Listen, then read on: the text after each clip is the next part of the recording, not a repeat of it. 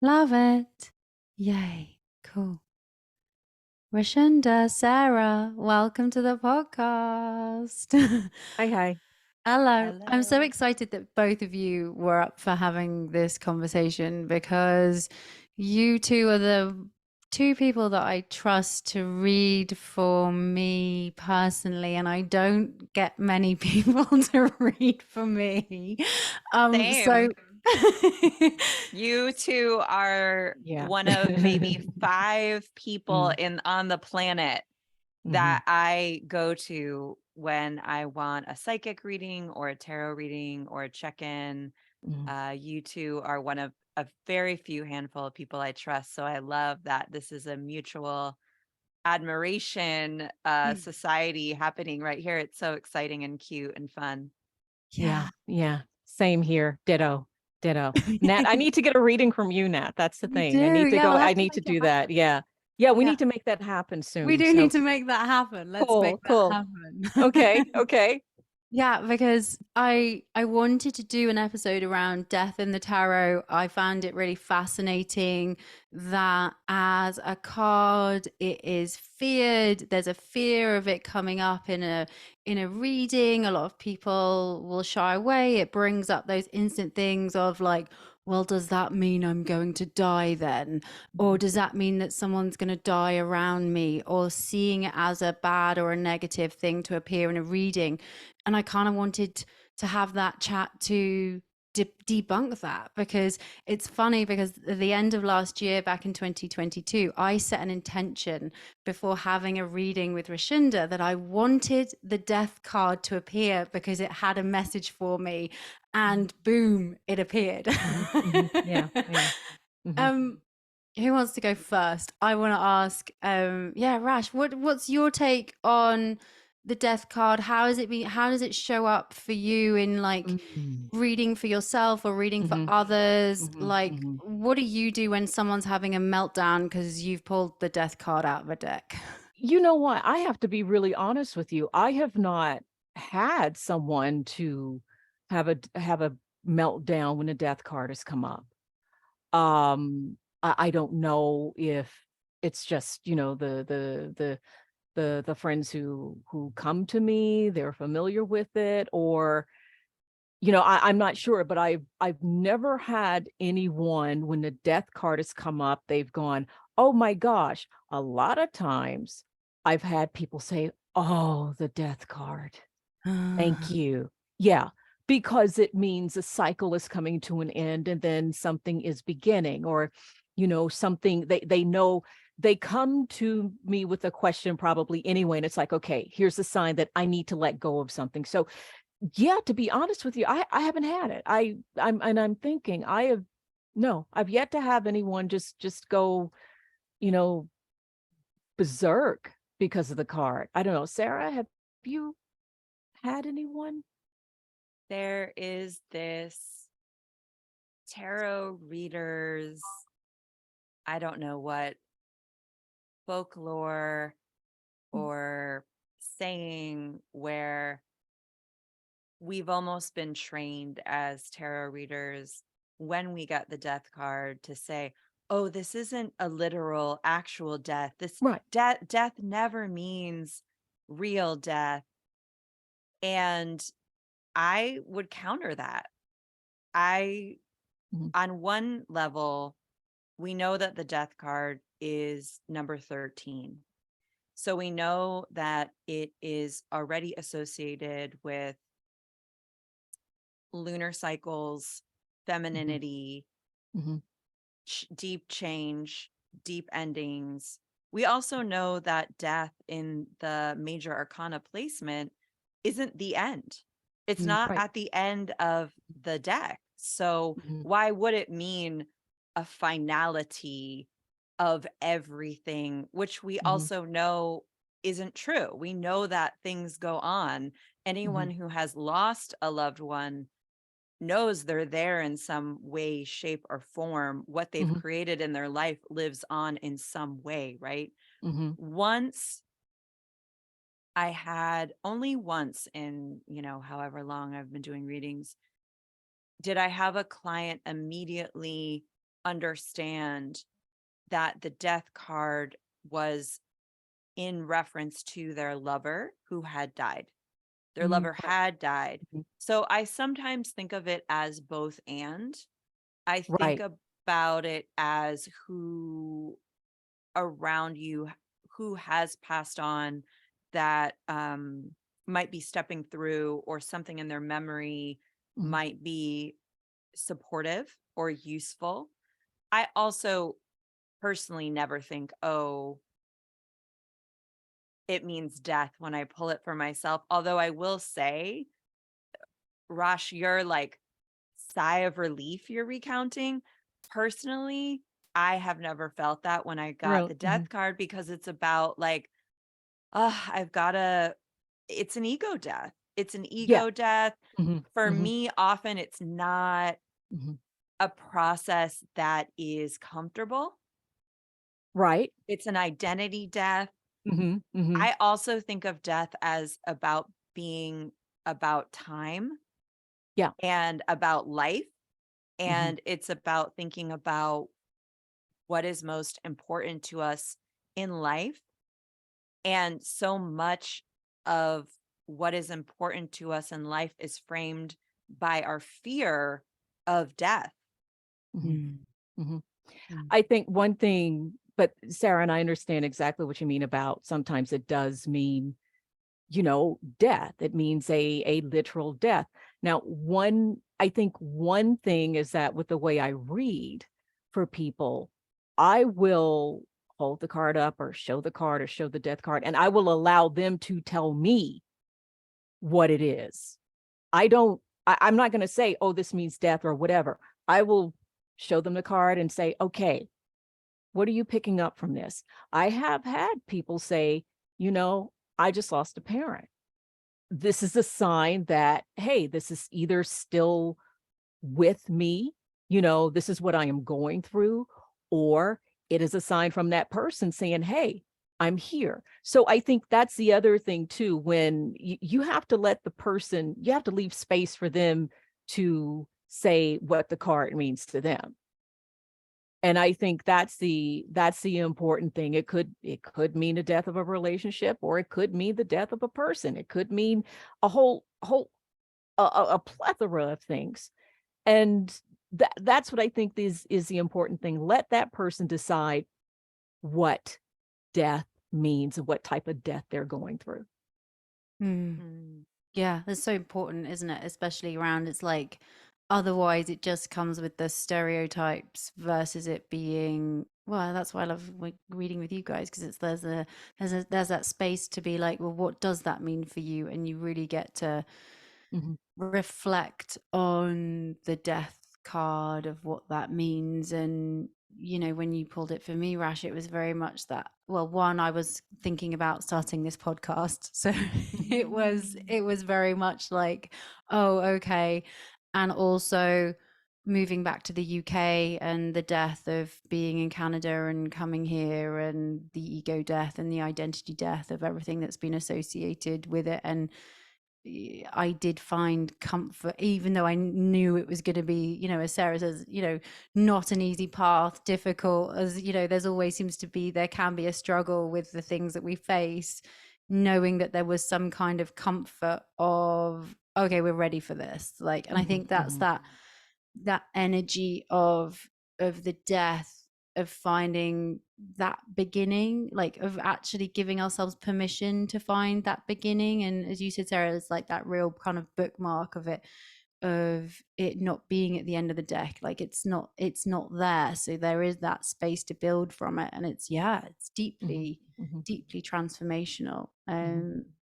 Yeah, I found it really, really fascinating.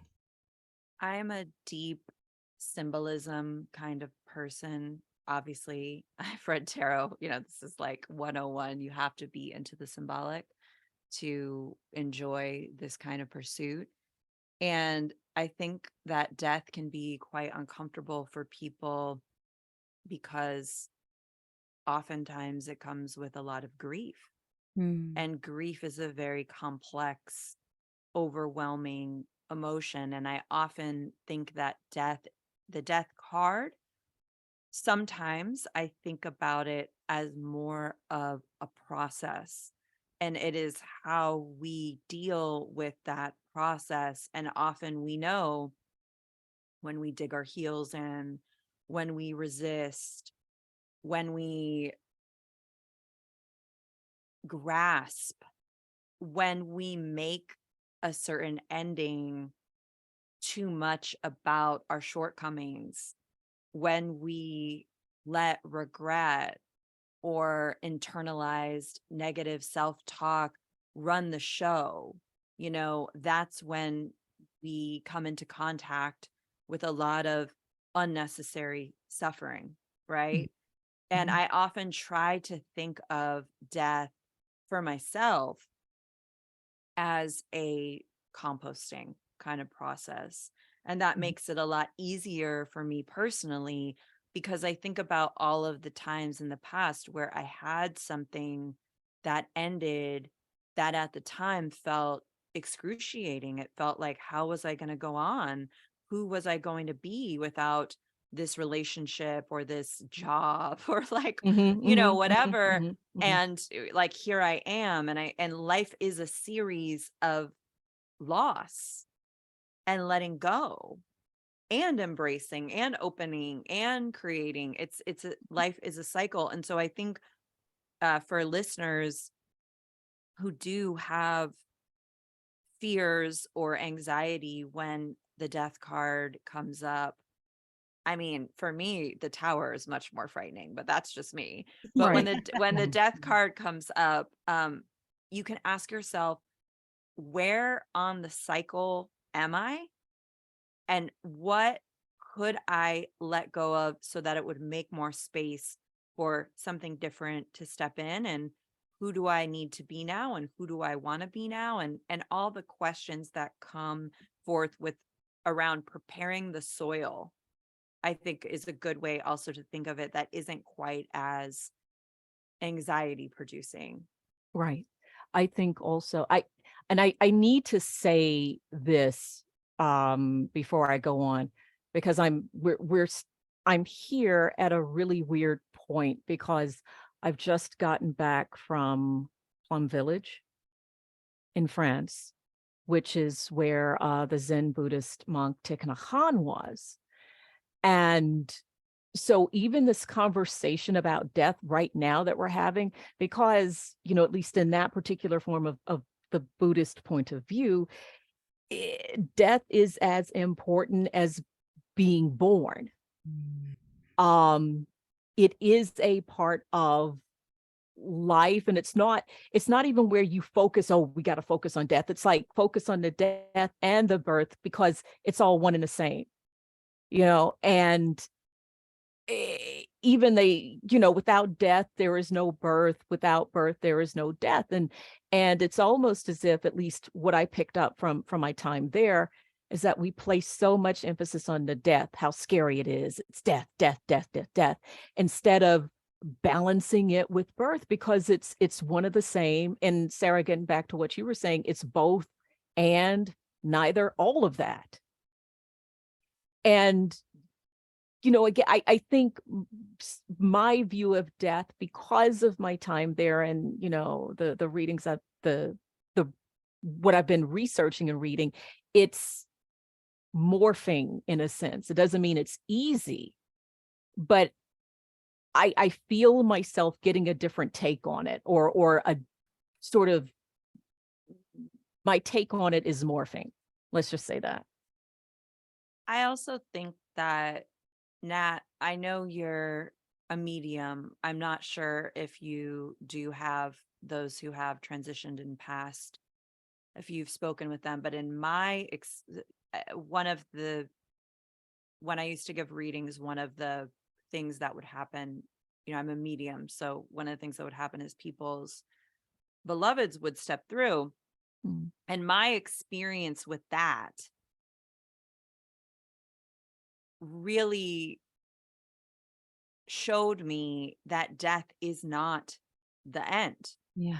because they were very much alive. Yeah. What they had to say, Mhm. their presence, their feeling, it, I personally don't have a definitive statement on the nature of being, but I will say that that experience shifted the way that I thought of 3D material Yeah. death. Yeah.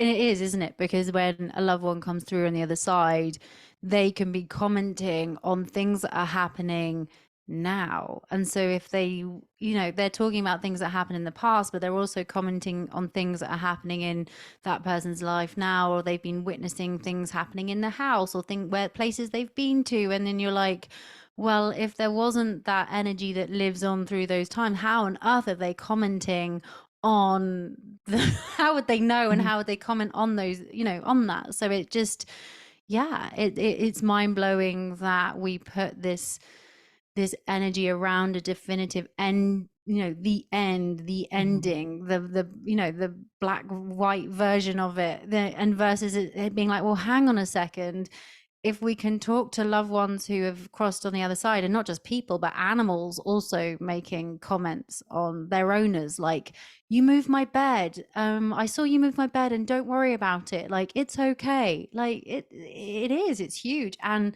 what peace that could be brought from the energy of death, because I find the mediumship is also about hope. And there's a level of hope that and closure that comes through around death for many people when doing it. And I think that you don't have to go to a medium Yeah. to experience that feeling of, I think that part of the anguish that can come with someone dying, with death, all the things left unsaid, all the regrets, around a particular relationship with someone. I think that someone listening who might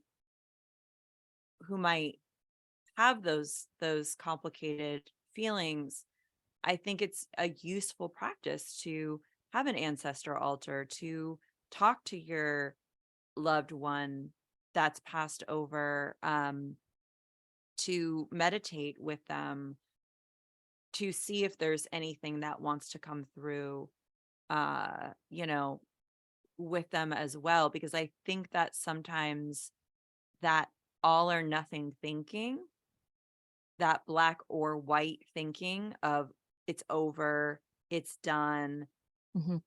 even in my own life, pushing aside the conversations I've had with people who have passed over in my own life, again, when I think about making a big change, for me, a lot of it is around regret, or for me, a lot of it is around like, oh, we're here again. Like, really? Like, it's the human. And this is the annoying thing about being a conscious human, is like, you transform.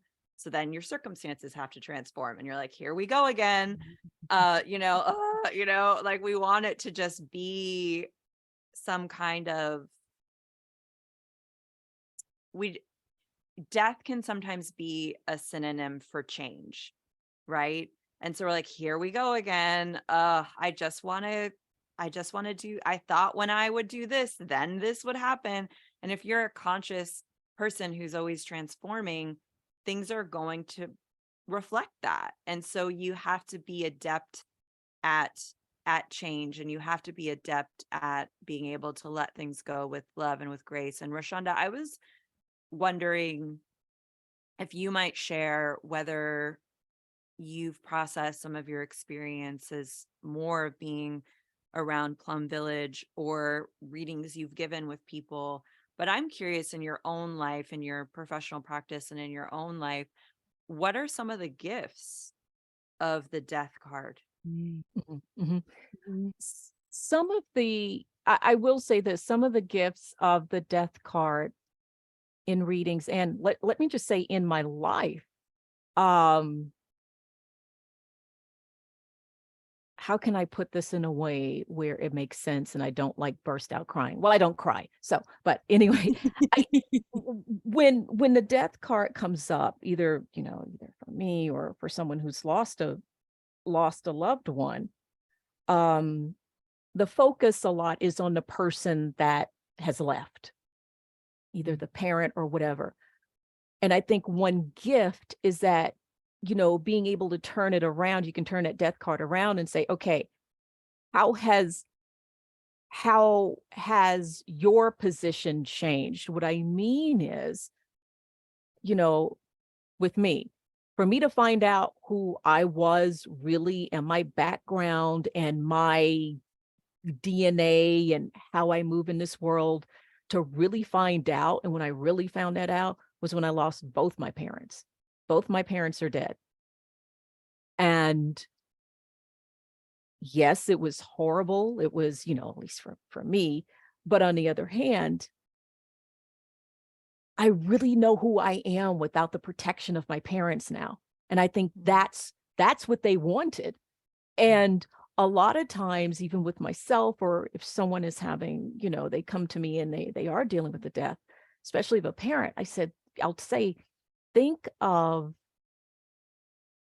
your loved one, think of yourself as a child on a bike with training wheels. And think of your dad or your mom pushing you, and you're pedaling and pedaling and pedaling. And you don't even know it. You don't even realize it, but they've taken those training wheels off. And imagine yourself pedaling, and you turn and you look, you go, oh my God, my training wheels are off. And you look back and you see that loved one holding those training wheels and going, yes, honey, go, go. And to me, that's that gift. That's how I think of the death card, is like, if we're talking about a literal death of someone, that loved one holding up those training wheels as you're pedaling away without them and saying, yes, honey, keep going, keep pedaling. And I think that's that gift. That's the gift of death, because you get to take it up another level. You get to see how you are with a different quote unquote label. Instead of being just a daughter, now you are a woman. Someone who was a wife, now they are a widow. And not that that's wonderful, but you see who you are as a widow. And that is a quote unquote gift. I guess you could call it that. I'm really glad you're bringing this up, because as you're speaking, I'm thinking of the cards that are in sequence around the death card. And what those are is number 12, which is the Hanged One. Mm-hmm. And the Hanged Yes. One is very much, I call the Hanged One the radical acceptance card, Yes. where you're, and it's also a card around surrender. It's often a card around having to look around and say, here, I am here now, be here now. And being here now, again, isn't always great. It doesn't always feel great. That's why I think of it as the radical acceptance card. And that's also why I sometimes think that the astrological correspondence in the Golden Dawn tradition to the Hanged One is Neptune, Yeah. because we'll often want to, when we're looking around and we're here now, we'll often want to escape, whatever that looks like, right? And and also the Hanged One is trapped. The Hanged One can't go anywhere. So even you can try to escape a situation for years and not go anywhere. And so death, and that, if we're talking about the sequence of the cards relationally, which I think is important to do, because I personally think that one of the gifts of the tarot is giving us a guide to life and a guide to life cycles. And much of it is all right there in the sequence of it. So here you are, you're in, I think of Pema Chodron, the wisdom of no escape. You're in number 12. You're like, here, I'm here now. And also, if you are here now in present, you can transcend. you can reach enlightenment through grounding down, which again, another message of 12. I know this Yeah. is not, I know this is not a podcast episode on the Hanged One, Yeah. but I'm setting But you still, up. yeah, go ahead. And then we're here at the death card. And if we're looking at that relationally, we're like, okay, this is what's going on here. I'm truly in the present moment with all of its challenges and all of its opportunities and all of its potentials. Who, as you've said, this is what got me thinking, Rashunda, you like set me up for this. Who do I want to be now? How, yesterday, sorry to bring in my personal life, but yesterday, my partner and I we're really trying to work out some deep patterns between us. We're really ready. And it was my partner is just so amazing. And my partner said, well, there's something in me that wants to dig in, because otherwise, why would I? Right. Like, why? Like we were, we got into a standoff, right? We both were not at our best self, but then we came back around more conscious. And he was like, that's for me to figure out, and that's for you to figure out. But who do we want to be? Who do we want to be? And I love that you brought up the bike and training wheels, because we're often just living based off imprints, based off our subconscious. And death says that can all be done. That can be done. And it doesn't have to be an indictment on you. It doesn't have to be blaming someone else. I think about death as life, as vitality, as what we're investing in, and sometimes it is as simple, or can be as simple, as opening up to another way of being and practicing that as well. And then we move on to temperance, which most tarot readers know as being about healing, alchemy. It's in the top deck, it's the art card, the art of living. So I was wondering if you had any thoughts, Natalie or Rashunda, on that relationality and that process. Yeah, isn't it interesting? Because there is the process of the ending and the begin, at the ending and the beginning of and that liminal space between it. And I think it's a really, as you talk about moving from one to the other, there is like a energy gap. There's a bit of a bardo moment between the actual death and the healing point, where you kind of flip and flop between both until you're, as you say, the training wheels are off, you're feeling that energy, you're having conversations like you did with your partner, Sarah. It's like, okay, well, no, we're ready to do this. Like, we're ready to go deeper. We're ready for the healing. We're ready for this. And sometimes you're not, you're not ready, but as you say, the energy's here. So you've got to acknowledge where we're being pushed towards. So yeah, I think it's a real, as we're talking about this and my own personal reflections, it's such the alchemical process, and it's going deeper onto the alchemical process of death and rebirth on all the energetic, physical, emotional, spiritual levels of what that brings and what that unpacks and what that has to bring up in the physical body and how it shows up in the physical body is massive. Yeah. What do you think, Rash? Yeah, it's massive. And also, having, the death and sort of this decomposition. Things are breaking down. Things are, talking about soil, going back to the soil and breaking down. And then here comes temperance with the alchemy. And it's like you picking this up. And, when temperance comes up in a reading for me, I like to say it's the angel is in the lab and mixing and trying to see. I know you talked about the flip-flop, but I like to think of it as a flip-flop, or the mixing, to see what will happen, to see what the possibilities are. When you are in the lab, you don't know the result. You don't know what's going to happen, but you have, faith in that freaking fertilizer, whatever it is that you're using. What will, something's going to come of this. I don't know what it is, but I'm going to keep mixing until something happens. I also know that there's a possibility I'm not going to get it right. This is an experiment. And that's also the opening of death. It's like it gives you a chance to start over. And, some people say, when I start over, I'm going to get it right this time. I know I'm going to get it right this time. And it's like, well, how do you know that? Do you really know that? Don't go ahead, Sarah. I see you. You're just setting me up. Everything you're saying, I'm like, yes. And no, you keep going. You keep going. No, I mean, I'm just saying, when they say I'm going to get it right this time, I'm like, wow, you are putting some expectations on yourself and the universe. What about the experimentation? What about, go ahead, Sarah, say it. Let it go. You're talking about the soil. You're talking about reconstitution. What people often try to do, or what I see some people doing, what I will see myself doing, is the opposite of temperance.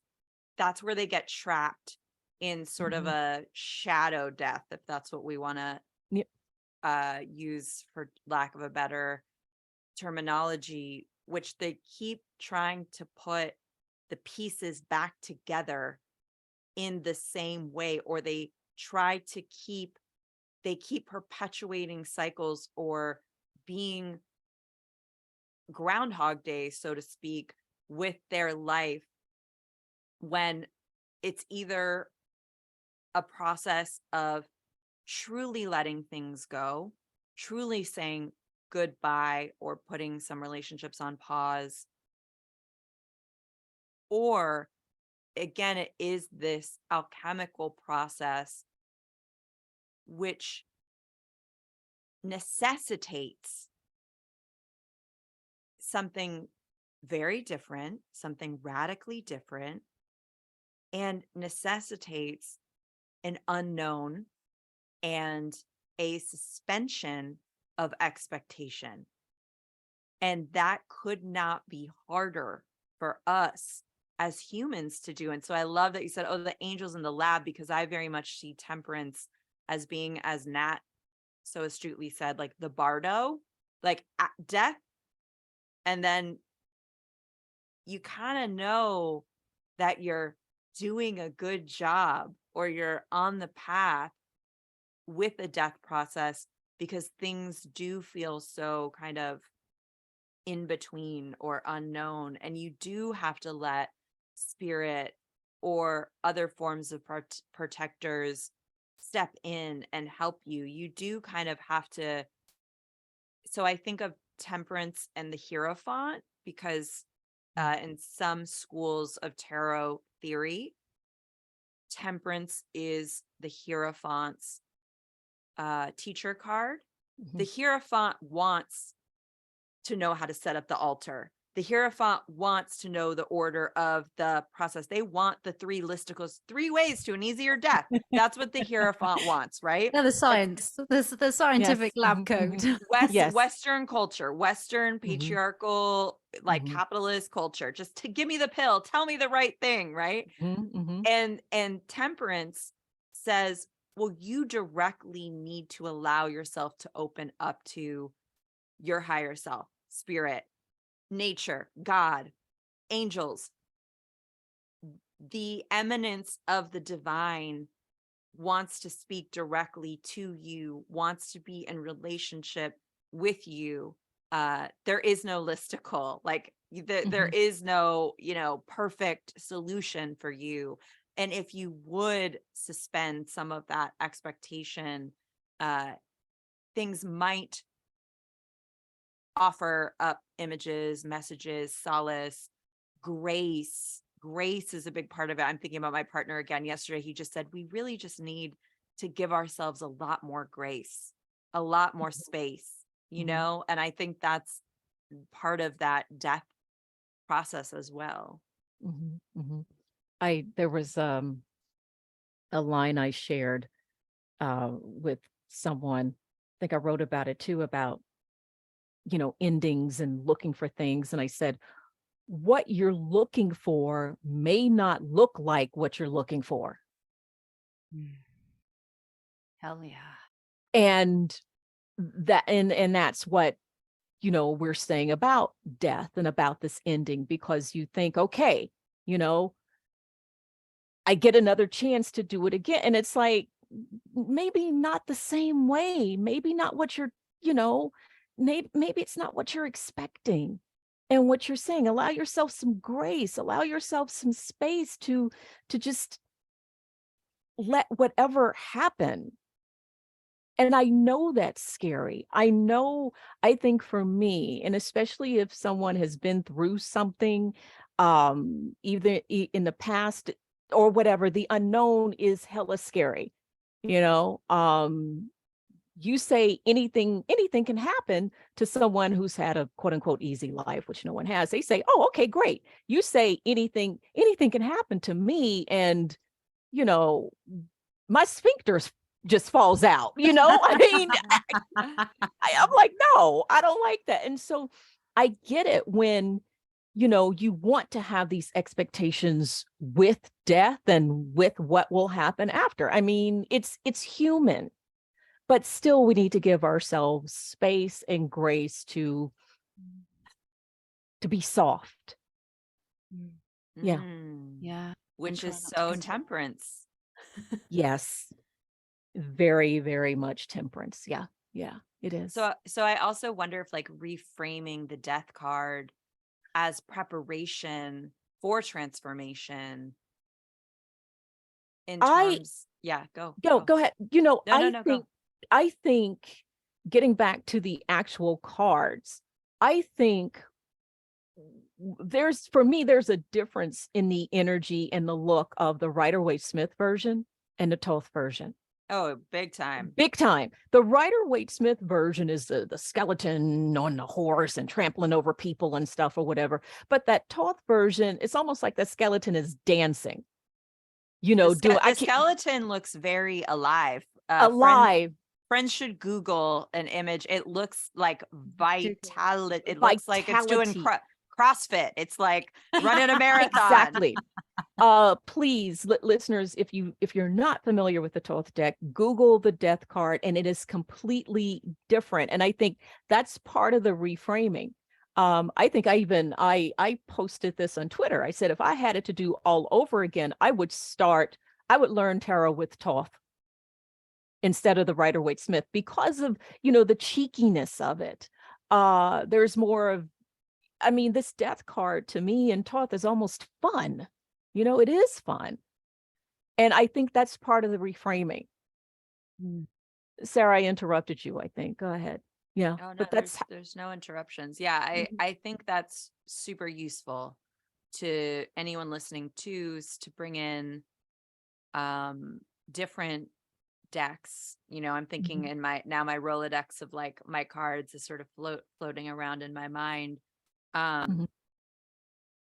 I think that's very useful. And the Pamela Coleman Smith rendition has a skeleton on a horse, and on the flag, I believe, is a lotus blossom. I believe there is it's a flower. A flower, yeah. A white flower. A white flower. And there are many different figures around this approaching death figure. And for me, that interpretation is about an ego death, and how do you greet a process of letting go, of endings.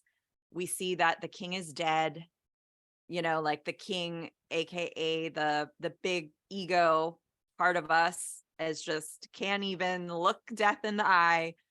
We see one figure pleading, like on their knees, like making a negotiation. We really also can think about, yes, it's ego death, and also like stages of grief, like bargaining, like just give me 3 more months, or whatever, right? And then we have a young child, open-armed, greeting the figure with flowers, welcoming or at least not fearing this inevitability, right? And so I think that's another interesting question we can ask ourselves is, how do we deal with inevitability? How do we deal with things coming to an end or the inevitable? And how do we bring in that tough, cheeky, almost sexy, like death figure with this like very goth, but very alive with the scythe, right? Yeah. Which is also about harvest, right? It's Yes. also about like we eat. This is the other thing, y'all. We eat death. Humans are death eaters. Mm-hmm. We Yes. eat, whether it's a Yes. tomato, Yeah. I ate no meat yesterday. And I Mhm. also ate artichokes and leeks, and these were things that were alive at one Alive. time. Mhm. Mhm. Mhm. And it just is, and it's everywhere around us. Yeah. So, opening up to the forms of death we would like to feed us Yeah. is useful as well. But Sarah, it's around us. But think about it. It's almost it. I mean, not almost. It's in us. We are dying Mhm.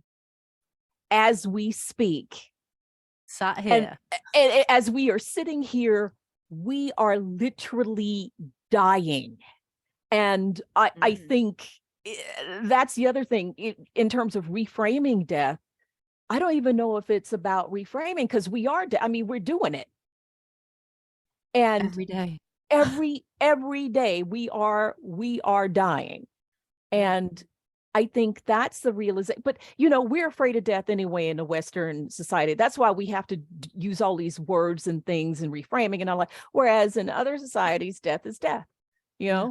It's there. I love when Thich Nhat Hanh, when he passed, they streamed everything from his body in the Hamlet, then lifting it up from the time that man passed until they put his body in the crematorium. They brought it out. They sent the ashes. I mean, everything. And I think that also goes into our conversation. It's probably why we are having this conversation, because of what death is to us in the Western world and how we fear it, or we kind of dance around it or whatever. And I think talking about it, that's part of the transformation, the reframing, the rebranding of death. 100%. And having the conversations that make us feel uncomfortable, and knowing that, and no, so it's that whole, everyone's thinking it but no one's speaking it. Everyone's can feel isolated about thinking about the change or the deaths or the personal transformations or the ultimate death of not being here in this body, as Natalie, as Rashunda, as Sarah, and how that shifts and changes. Which brings me to my next question, because I'm going to ask every single guest this on the podcast. What do you think, just in reflection right now, if you were passing over right now in this moment, what do you think one of your favorite memories, or the people, or what do you think, if you were to reflect on right now, who do you think, or what do you think would come up into your sphere as you leave this plane, this body, and move forward?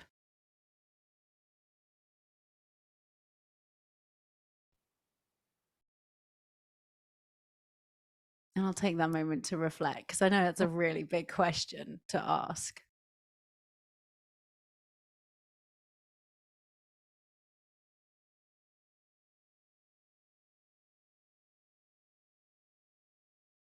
I So honestly don't know. Go ahead, Sarah. so you're asking us like what memories or Yeah, what? what memory? Like, what memory have you? Do you know when everyone says, like, when you pass over, like, all the memories of things like flash before your eyes, or the key people that those key people that you really want to hold on to when you pass over? Is there like one person or a memory that you're like, I don't want to, do you know, you like, I want to relive that. I want to be there in like that moment when when, you know, when I'm facing that transition from this body, what's the one thing or the thing that pops up as I'm asking it? It could be something really random that you've not thought about in a really long time. Can I be honest with you? Yeah. I would hope that I would just be present for death itself. That's what I would hope. I don't know. Sarah, what do you think? I don't know. I mean, so much came up, right? Yeah. You know, I will tell you something very personal, and it's not me not answering the question, but you know, I also think this is a tricky question because it kind of depends on the day. Like, Yeah. have I finished my 2 cups of coffee? No, I'm just kidding. So I have a really serious illness. Again, I'm not trying to bum anyone out. It may take my life very early. There's one cure, and 2 or 3 times now I've tried to get it. It's a bone marrow transplant. I have a cancer. I have a genetic mutation where the insides of my bones are scarring, and it's what's the word? It just keeps going. It's not like pause. So the only thing that can be done is a bone marrow transplant, and I don't qualify for it because of my age. And basically, speaking of Western culture, you know, my understanding is that they wait for you to be almost dead to try to bring you back to life, right? It's like legally, it's not a good look, right? So, and I got that diagnosis after 7 years of searching for it, knowing something was wrong and no one, you know, being able to help me. I think I was like 33. And so I had a doctor tell me, sit across from me and say, you know, you need to start getting your stuff in order, or like, you need to think about how you're gonna, right? And I always, now that was not comfortable for me.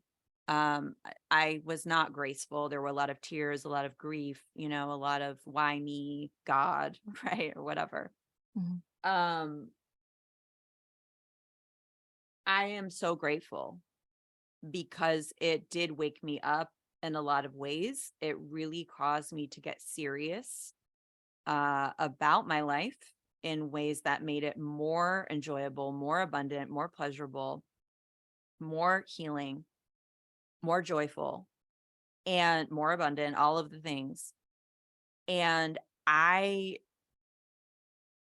really recommend a death meditation, really a death meditation for anyone who feels confused or who needs more support around figuring out what's important to them. And I'm saying this now too, because I'm feeling like as I want to make changes and pivots in my life, I have to go back to that death meditation, that every day, okay, what is my life for now? Who do I want to be? What is most important? Um, so on and so forth. And I think that maybe those are the kinds of things that come up. Maybe I loved Rashunda's answer. I think about my Nana died last year, and I didn't grieve her as much as I have grieved other people in my life who have passed. Mhm. And part of why it either could be just I'm in denial, or because I've been thinking about this quite a lot because she helped raise me, one of the most important people in my life. She lived her life really how she wanted within the confines of, you know, gender and the time. And she did what she wanted to do. And she died in her home, surrounded by all of her children and her partner. Right. And I don't know that there could be anything better. And she wanted to go home. She was in a hospital and she said, I want to go home. She wanted to go home to die. Right. And so I think about that too. How do you want to die? How do you set yourself up to have the kind of death you would prefer? Again, we can't plan things. And how do you want to live? And how can death and a death meditation and and uh really focusing on the fact that life is so sacred, life is not promised. How do you want to experience life to the best of your ability each day? Mm. Thank you for sharing, Sarah. That's like really, well, one, good advice for people that are facing their own mortality, but also, though, you know, as you say, the death meditation in general, on like getting things of like, yeah, of like how you want to, how you want to live as well.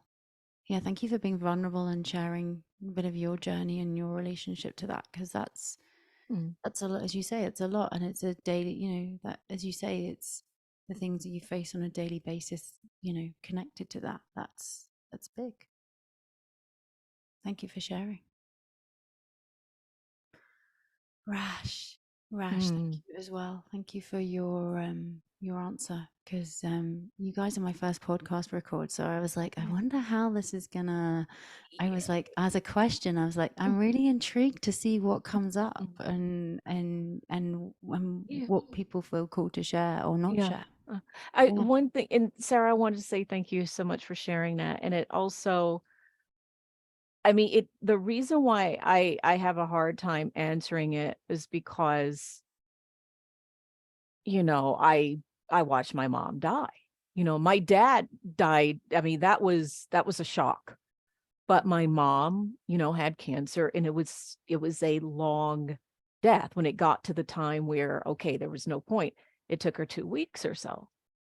And the reason why I said, I hope I'm just in the moment, was because I am sure she did not. Mm. If someone had asked her years before, how, you know, how do you want to die? How do you think you're going to die or whatever? Then I'm not sure if she would have envisioned all of what happened. And I just don't know. I have a hope, but you're not sure. And I think seeing everything that happened with my mom, from the beautiful, because the minister did a meditation with her as she was passing, where he, I mean, I don't know if she heard it or not, but he guided her and said she was flying. And he said, you know, you're coming up out of the hospice. And he said, we're going on a flight. And then he did a meditation where he took her over Africa and showed her. He said, you know, now you're looking down at where you're from, and where I mean, it was the most beautiful.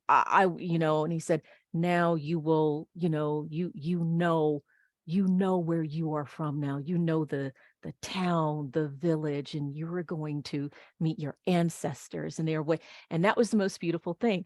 I'm sure she never envisioned that. And so that's why I can't even, I just don't know. And maybe it's because I just don't know. I don't know. Mm. Um, you Yeah. know, I hope mom and dad will, you know, and granddad and Medea will be there to help me, but I just don't know. So yeah. Yeah. No, thank you for sharing.